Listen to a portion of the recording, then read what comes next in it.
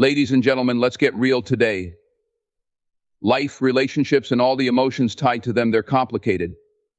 And sometimes the most confusing thing is silence. Silence from someone you know feels something. Someone who likes you, but for some reason, just won't reach out. Fear is a force that holds immense power over human behavior. It operates silently, often beneath the surface, shaping decisions and actions in ways we may not even realize. In relationships, fear becomes one of the most significant barriers to genuine connection. When someone likes you but chooses not to contact you, it's rarely because they don't care. More often than not, it's fear of rejection, fear of vulnerability, or fear of not being enough that keeps them from reaching out. Imagine for a moment the inner dialogue of someone wrestling with these fears. They may look at their phone, wanting to call or send a text, but an inner voice stops them. What if they don't respond? What if I say the wrong thing? What if I open up and get hurt in the process? These questions spiral into a paralyzing cycle where the desire to connect clashes with the fear of an uncertain outcome. And so they do nothing. This inaction, born of fear, can be easily misunderstood. It might feel like indifference, but it's not always the case. Instead, it's a reflection of their internal battle, a struggle they often can't even articulate. Fear of rejection is perhaps the most common form of this barrier. Rejection carries with it a sting that many find unbearable. It's not just about the immediate pain of being turned down, it's the deeper, more personal implication that comes with it.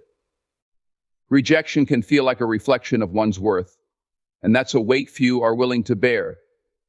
For someone who likes you, the thought of reaching out and being met with silence, dismissal, or indifference can feel more terrifying than the comfort of staying silent. It's a defense mechanism, a way to protect themselves from potential pain. But fear doesn't stop at rejection. Vulnerability is another formidable opponent. To reach out, to express feelings, is to expose oneself. It's like standing on a stage with all your emotions laid bare for another person to see. And what if the other person doesn't respond in kind? What if they don't feel the same way? Or worse, use that vulnerability against you? The fear of being seen in a raw, unguarded state can be enough to keep someone silent, even when their feelings are strong. There's also the fear of not being enough. This fear isn't always easy to spot because it often hides behind excuses or distractions. Someone might convince themselves they're too busy, or that you deserve someone better, but at the root of these justifications is a deep insecurity. They might believe they don't have enough to offer, whether it's emotionally, financially, or otherwise. This fear is compounded by comparison, a trap many fall into in the age of social media and constant connectivity. Seeing others who appear to have it all together can make someone doubt their own readiness or worthiness in a relationship. These fears don't just exist in isolation, they feed into each other, creating a cycle that's hard to break. Fear of rejection amplifies fear of vulnerability, which in turn reinforces the fear of not being enough. Together, they create a psychological barrier that feels almost insurmountable. It's not that the person doesn't care, it's that they're stuck, caught in a web of what-ifs and worst-case scenarios. Now, this might lead you to wonder, why don't they just push past it? Why not take a chance? The truth is, fear is deeply ingrained. It's not just a fleeting feeling, it's a learned response, often rooted in past experiences. Perhaps they've been hurt before, left vulnerable, only to have their trust betrayed. Maybe they've faced rejection in ways that left scars, making it hard to believe that taking a risk could lead to a different outcome. Fear doesn't operate rationally, it's an emotional response that often defies logic. But fear doesn't just affect the person feeling it, it affects you too. When someone doesn't contact you, it's easy to take it personally. You might wonder if you did something wrong or if you're not enough. This is where fear becomes even more insidious, spreading its influence to both parties. While one person is paralyzed by their own doubts, the other begins to internalize that silence, creating a cycle of misunderstanding and pain. It's important to understand that fear is not an excuse. It doesn't justify someone's inability to reach out or communicate. but recognizing its presence can help you see the situation with greater clarity. It's not about you being unworthy, it's about them being unable to confront their own emotions. Fear is a mirror. It reflects the insecurities and doubts someone carries within themselves. Fear is a powerful obstacle, but it's not insurmountable. However, overcoming it is a choice, one that only the individual can make. If they're unwilling or unable to face their fears, it's not your responsibility to pull them out of that place. Their fear doesn't diminish your value or your worthiness of someone who can communicate openly and courageously. What you can control is how you respond, choosing to protect your own peace while understanding the complexities of human behavior. Fear may hold someone back, but it doesn't have to hold you back too. Personal struggles are often hidden, deeply personal battles that shape how individuals behave in relationships. When someone likes you but doesn't contact you, it's easy to assume the worst. You might think they don't care or that you're not enough. But in many cases, their silence isn't about you at all, it's about them and the internal challenges they're facing. These struggles can be complex, overwhelming, and most importantly, invisible to those on the outside. Imagine someone wrestling with their own insecurities and doubts. These feelings might not even be conscious, but they influence every decision they make. When it comes to reaching out to you, they might feel an overwhelming sense of hesitation. They could be asking themselves questions like, am I ready for this? Do I have enough to offer? What if I fail? These doubts act as barriers, keeping them from taking action, even when their feelings are genuine. One of the most significant personal struggles that might hold someone back is unresolved trauma. Trauma doesn't have to come from something catastrophic. It can stem from past relationships, family dynamics, or life experiences that left lasting scars. Perhaps they've been hurt before, and that pain has taught them to keep their guard up. The idea of opening up, of making themselves vulnerable again, feels too risky. They might genuinely like you, but fear the possibility of repeating old patterns or experiencing the same heartbreak. This fear of history repeating itself can paralyze them, making them retreat instead of moving forward. Another common struggle is the overwhelming pressure of life circumstances. Maybe they're going through a period of intense stress, financial difficulties, career challenges, or family responsibilities. When someone is in survival mode, their focus shifts to getting through each day rather than nurturing a relationship. They might want to reach out, but their mind is preoccupied with solving immediate problems. It's not that their feelings aren't real. It's that their capacity to act on those feelings is limited by their circumstances. There's also the internal battle of self-worth. Many people struggle with feeling like they're enough, and this can be a major roadblock in relationships. They might think, what if I can't give them what they deserve? What if they realize I'm not good enough? These thoughts are powerful and self-sabotaging, creating a wall between them and the connection they want to pursue. They hold back, not because they don't care, but because they're afraid of being seen as inadequate. These struggles are often compounded by societal expectations and pressures. Men, for example, are frequently told to be stoic, to suppress their emotions, and to avoid showing vulnerability. This conditioning can make it incredibly difficult for someone to express their feelings or take the risk of reaching out. They might feel they need to have everything figured out before they can step into a relationship. Until they feel like they've arrived at some undefined standard of readiness, they'll hesitate, even if their emotions are strong. Another aspect of personal struggle is the fear of failure. This fear isn't just about rejection, it's about the possibility of not being able to sustain a connection. They might ask themselves, what if I can't keep this going? What if I mess it up? The thought of starting something only to watch it fall apart can be so daunting that they avoid taking the first step altogether. They'd rather stay in their comfort zone, even if it means missing out on something potentially beautiful. Mental health challenges can also play a significant role in someone's reluctance to reach out. Anxiety, depression, or other conditions can create a fog of self-doubt and indecision. These struggles often make small tasks feel monumental. To someone battling mental health issues, The act of picking up the phone and starting a conversation can feel like climbing a mountain. It's not that they don't want to connect, it's that their struggles make it seem impossible in the moment. When someone is dealing with personal struggles, they often carry a sense of shame about their situation. They might fear being judged or misunderstood if they open up about what they're going through. This fear of vulnerability keeps them locked in a cycle of isolation. Even though they might care deeply about you, their struggles convince them that silence is safer than taking the risk of being truly seen. It's important to recognize that personal struggles are rarely visible to others. You might not see the weight they're carrying, but it's very real to them. Their silence isn't always a reflection of how they feel about you. It's often a reflection of how they feel about themselves and their ability to navigate the complexities of a relationship. While it's natural to feel hurt or confused by someone's lack of communication, it's also crucial to understand that their struggles are not your responsibility to fix. You can offer compassion and understanding, but you cannot force someone to overcome their battles. Change has to come from within. Their silence doesn't mean you're not worthy of love or connection. It simply means they're fighting their own battles. And while their journey is their own, it's important to protect your own peace and remember that you deserve someone who can show up, even amidst their struggles. Relationships require effort.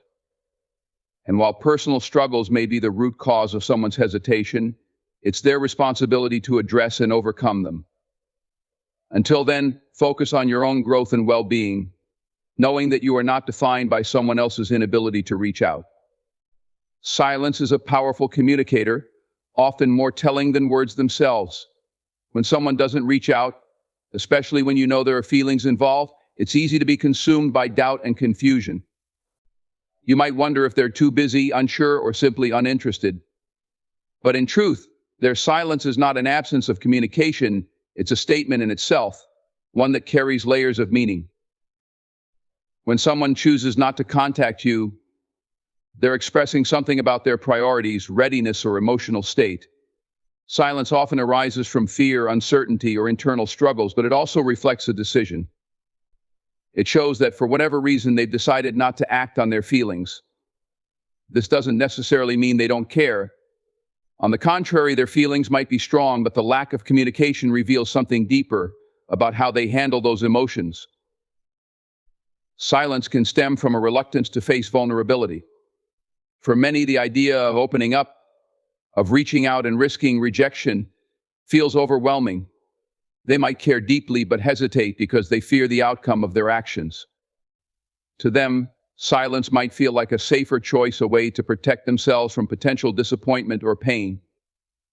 They might rationalize this silence, convincing themselves that staying quiet is better than saying the wrong thing or being misunderstood. Silence is also a mirror that reflects a person's emotional readiness. Someone who is truly ready to be in your life will find a way to communicate, no matter the obstacles. Their silence, intentional or not, suggests that they are not yet in a place where they can prioritize or pursue the connection. This doesn't mean they're a bad person or that their feelings are insincere, but it does mean that their actions or lack thereof are worth paying attention to. Silence is often an unspoken acknowledgement of unpreparedness or a lack of alignment between feelings and actions. Silence may be a passive way of avoiding confrontation or difficult emotions. If someone feels conflicted, unsure of their intentions, or incapable of offering what they believe you deserve, they might withdraw instead of facing those feelings head-on. This withdrawal can feel confusing and hurtful, but it often reflects their own struggles rather than anything about you. Their silence isn't necessarily a judgment on your worth, it's an indication of their own limitations and fears.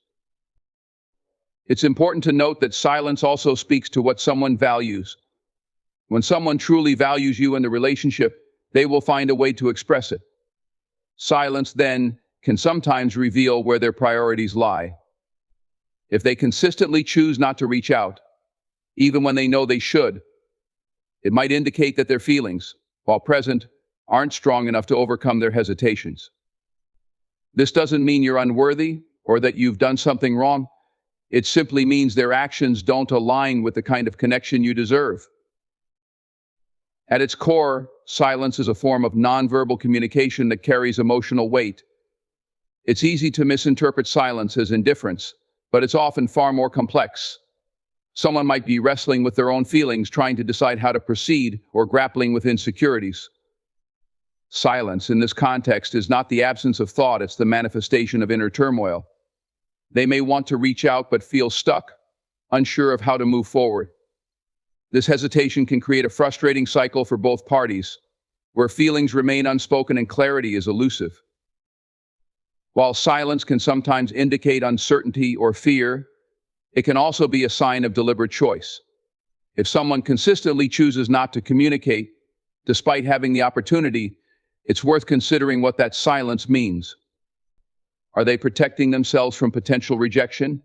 Are they unsure of their feelings? Or are they simply not ready to invest in the relationship?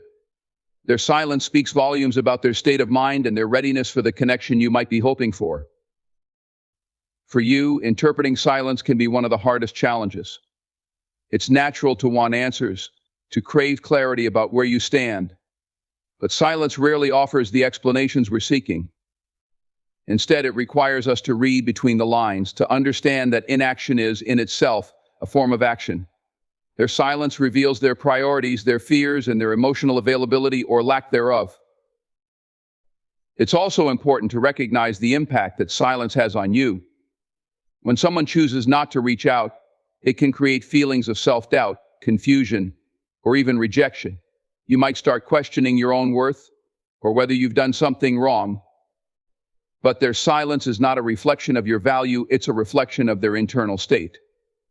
Your worth isn't determined by someone's inability to communicate. Actions matter more than words, and silence is a profound action. It shows where someone stands, whether they're ready to engage or whether they're holding back for reasons known only to them. It's a reminder to listen closely, not just to what someone says, but to what they don't say. Silence isn't just the absence of noise, it's the presence of unspoken truths, of emotions and intentions that reveal themselves not in what is said, but in what is withheld. And in that space, you find the clarity to decide what you need and deserve moving forward. When someone's silence becomes the loudest voice in your life, it's easy to let it shape your perception of your worth. You might find yourself questioning your value, wondering if you said or did something wrong, or doubting whether you're enough. But their silence isn't about you, it's about them. It's about their choices, their struggles, their fears, and their priorities. Your worth is not diminished by someone's inability or unwillingness to communicate. It is not contingent on their actions or their silence. You are enough, regardless of what they choose to do or say. Silence often triggers self-doubt because humans are naturally wired to seek connection and clarity. When that clarity is absent, our minds fill the gaps with assumptions. You might replay interactions in your head, dissecting every word and action, looking for clues about why they've gone quiet. But this self-scrutiny only deepens the pain, leading you to believe that their silence is somehow a reflection of your inadequacy. In reality, their silence is more about their internal state than it is about anything you've done. It's a projection of their own fears, insecurities, or priorities, none of which are under your control. People remain silent for a variety of reasons, and most of them have little to do with you. Perhaps they're unsure of their own feelings, or they're dealing with personal struggles that make communication feel overwhelming. They might fear vulnerability or rejection, or they may simply not know how to express themselves. These are their challenges to navigate, not yours. Their inability to reach out is not a reflection of your value as a person. It's a reflection of their own emotional state and readiness, or lack thereof. It's also important to remember that silence can sometimes be a deliberate choice. When someone chooses not to communicate, they're making a decision about how they want to engage with the world. That decision is theirs alone, and it's influenced by factors that have nothing to do with you. Their silence might stem from selfishness, fear, or a lack of emotional maturity, but none of those things diminish your worth. If anything, their silence speaks volumes about them, not about you. When someone is silent, it's tempting to chase after answers, to seek validation from them, to soothe your insecurities. but relying on someone else to affirm your value places your sense of self-worth in their hands. This gives them power over your emotions and well-being, which is neither fair to you nor sustainable in the long run. True self-worth comes from within, from knowing that you are enough just as you are. It's about recognizing your strengths, your value, and your unique contributions to the world, independent of anyone else's opinions or actions. It's also worth noting that silence is often ambiguous. Without context or explanation, it's impossible to truly understand why someone is not communicating. But that ambiguity shouldn't be a burden you carry. It's not your job to interpret their silence or to take responsibility for their inability to communicate. You can only control your actions and reactions, not theirs. By letting go of the need to decode their silence, you free yourself from the emotional weight it carries. In relationships, communication is key. When someone chooses silence, they're failing to uphold their part of the connection. Healthy relationships require mutual effort, respect, and openness. If someone cannot meet those standards, it's not a reflection of your inadequacy, but of their inability to engage in a meaningful way. You deserve relationships where communication flows freely, where your feelings are valued, and where your worth is never in question. Their silence might feel personal, but it's not a measure of your value. You are worthy of love, respect, and connection, regardless of whether someone chooses to acknowledge it. Sometimes silence is a blessing in disguise, offering you the space to reflect on what you truly deserve. It's an opportunity to evaluate whether this person aligns with your needs and values. If they cannot show up for you, perhaps they're not meant to be in your life. Healing from the sting of silence requires a shift in perspective. Instead of internalizing it as a reflection of your shortcomings, view it as a sign of where they are in their own journey. It's not your responsibility to fix them, to wait for them, or to prove your worth to them. You are already whole and complete. Their inability to see or acknowledge that doesn't change the truth of who you are. You are not defined by someone's inability to communicate, their fear of vulnerability, or their lack of readiness. You are defined by your resilience, your kindness, your strength, and your capacity for love. Silence can be painful, but it can also be a powerful reminder to turn inward, to nurture your own sense of self-worth, and to prioritize the relationships that truly enrich your life. You deserve nothing less. When life presents challenges, unanswered questions, or the silence of others, the most empowering thing you can do is turn inward and focus on yourself. Shifting your energy toward personal growth is not only transformative, but also liberating. It allows you to regain control of your narrative and redirect your emotions into something productive and fulfilling. Instead of dwelling on what others may or may not be doing, this focus reminds you that the most important relationship you'll ever have is the one with yourself. Investing in yourself is one of the most powerful acts of self-love. It begins with acknowledging your value and understanding that you deserve time and energy to grow, heal, and thrive. Too often we pour our energy into others, hoping for validation or reciprocation. But when you shift that focus inward, you create opportunities for self-discovery and personal evolution. This isn't about neglecting relationships, it's about ensuring that your foundation is strong enough to support the life you want to build. Focusing on your growth means setting goals that align with your vision for the future. It's about asking yourself what you want to achieve, what brings you joy, and what steps you can take to become the best version of yourself. Whether it's pursuing a career ambition, mastering a new skill, or simply committing to self-care, these goals give you a sense of purpose. They shift your attention away from external distractions and back toward what truly matters: your journey and your progress. This process often requires reflection. Taking time to assess where you are and where you want to go is essential. Are you holding on to relationships, habits, or beliefs that no longer serve you? Are you prioritizing the opinions and needs of others over your own well-being? By confronting these questions, you gain clarity about what's holding you back and what changes you need to make. Self-reflection is not always easy, but it's a crucial step toward growth. Growth also requires action. It's not enough to recognize areas for improvement. You must actively work to evolve. This might mean stepping out of your comfort zone, embracing new challenges, or letting go of things that hinder your progress.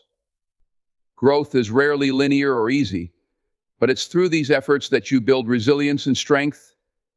Every small step forward is a victory, a reminder that you are capable of creating the life you envision. Focusing on yourself doesn't mean shutting others out or becoming self-centered. Instead, it's about establishing boundaries and recognizing that your energy is finite. When you spread yourself too thin, trying to please everyone or meet external expectations, you risk losing sight of your own needs. Setting boundaries allows you to protect your time and energy, ensuring that you have the space to grow and flourish. It's a way of saying, I value myself enough to prioritize my well-being. Another essential aspect of personal growth is self-compassion. As you work toward your goals, there will be setbacks and moments of doubt. It's easy to be critical of yourself, to focus on what you haven't achieved, rather than celebrating how far you've come. But growth is a journey, not a destination. Treat yourself with kindness, recognizing that every step, even the missteps, is part of the process. Self-compassion fosters a positive mindset, encouraging you to keep moving forward, even when the road gets tough. Focusing on yourself also involves nurturing your physical, emotional, and mental well-being. This might mean adopting healthier habits, such as regular exercise, balanced nutrition, or mindfulness practices. It could involve seeking therapy or support to address unresolved issues, or dedicating time to hobbies and activities that bring you joy. These acts of self-care aren't indulgent, they're necessary. They remind you that your health and happiness are worth prioritizing, setting the foundation for sustained growth. As you grow, you'll find that your perspective on external situations begins to shift.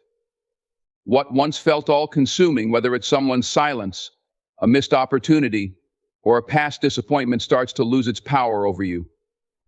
Focusing on your growth allows you to reclaim your narrative, shifting from a place of reaction to one of action. You realize that your happiness and fulfillment are not dependent on others, but are rooted in the life you create for yourself. Personal growth also strengthens your ability to navigate relationships. By focusing on yourself, you develop a deeper understanding of your values, needs, and boundaries. This clarity helps you foster healthier connections built on mutual respect and understanding. You no longer feel the need to chase after those who don't value you or dwell on situations that are out of your control. Instead, you attract relationships that align with your authentic self. Focusing on yourself and your growth is an act of empowerment. It's a declaration that you are worthy of time, effort, and love, especially your own. It's about recognizing that your potential is limitless and that you have the power to shape your future. By investing in yourself, you cultivate a life that reflects your passions, values, and dreams, one step at a time. And in doing so, you discover a strength and resilience that no external circumstance can take away. Life has a way of presenting us with countless opportunities and challenges, often leaving us chasing after things we believe will bring happiness, fulfillment, or success.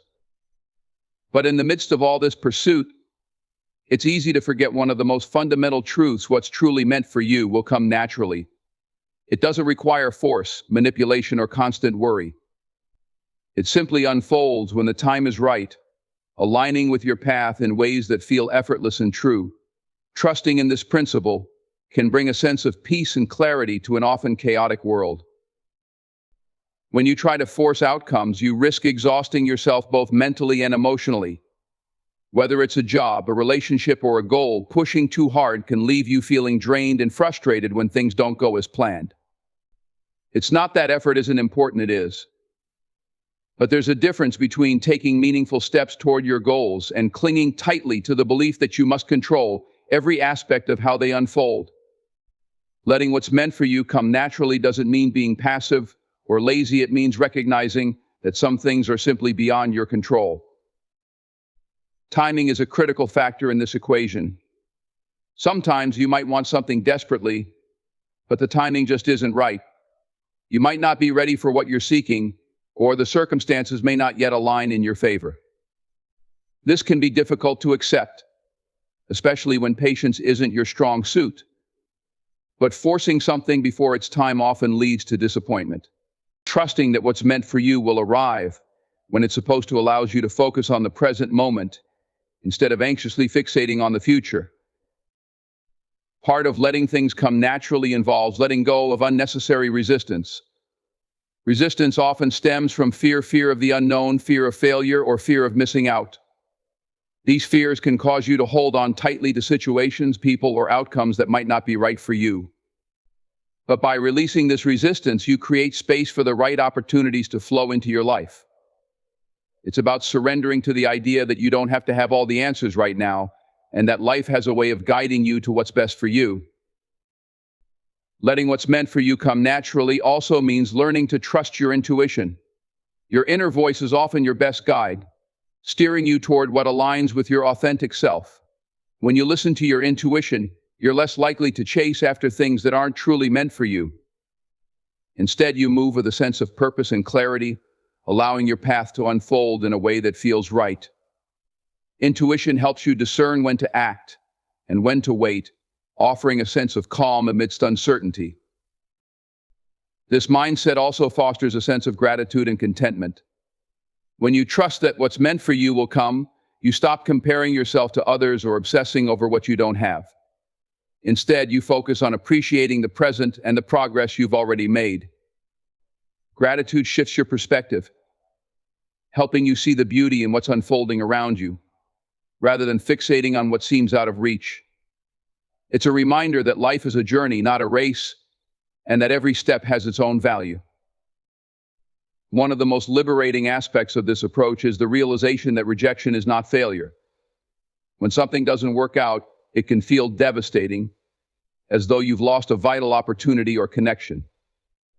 But often, rejection is life's way of redirecting you towards something better.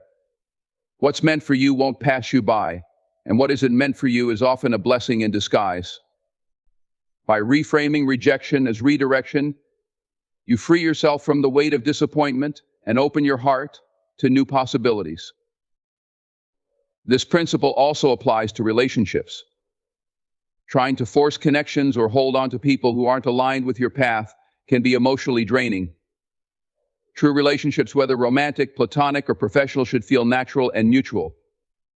When someone is meant to be in your life, the connection will flow without excessive effort or strain. You won't have to chase or beg for their presence because they'll choose to stay. Trusting this allows you to let go of toxic or one-sided relationships, making room for those that truly enrich your life. Focusing on letting what's meant for you come naturally also encourages self-growth. Instead of chasing external validation, you turn inward, focusing on becoming the best version of yourself. As you grow and evolve, the things and people that align with your energy and values will naturally find their way into your life. Personal growth attracts opportunities that are right for you, creating a harmonious alignment between who you are and what you attract. Letting what's meant for you come naturally is an act of faith. Whether you believe in destiny, divine timing, or simply the flow of life, trusting that things will work out as they're meant to brings a sense of peace. It's a reminder that you don't have to carry the weight of the world on your shoulders. By releasing the need for control and embracing the journey, you allow life to unfold in its own beautiful, unpredictable way.